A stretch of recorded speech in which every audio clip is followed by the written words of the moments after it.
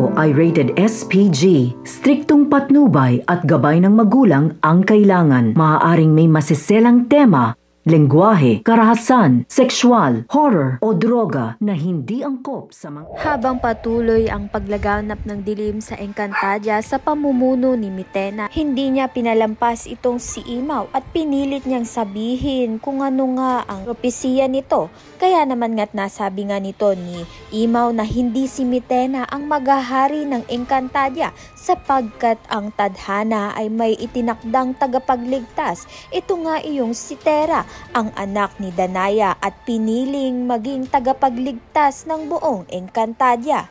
Kaya naman nga't nag-init ang ulo nito ni Mitena nang marinig nga ang sinabi ni Imaw. Kaya naman nga't agad niyang ipinatawag ang kanyang mga hukbo at inutusan na hanapin ang sinasabing tagapagligtas. Samantalang sa mundo ng mga tao o sa mortal, ito ngang si Tera ay namumuhay bilang isang ordinaryong estudyante. Ngunit unti-unti nga niyang nararamdaman na may kakaiba sa kanya at nalalapit na nga ang pagkakataon na ibigay na nga sa kanya ang kanyang kapangyarihan at ibigay na ang brilyante ng lupa na nararapat na para sa kanya. Habang ito ngang si Pirena ay nasa isang liblib na bahagi ng Encantadia, pinapalakas niya nga ang kanyang sarili at sinusubukang buuin muli ang koneksyon niya sa apoy ng brilyante. Kaya naman nga't yan at iba pa ang dapat nating pakaabangan. Maraming salamat sa iyong panonood.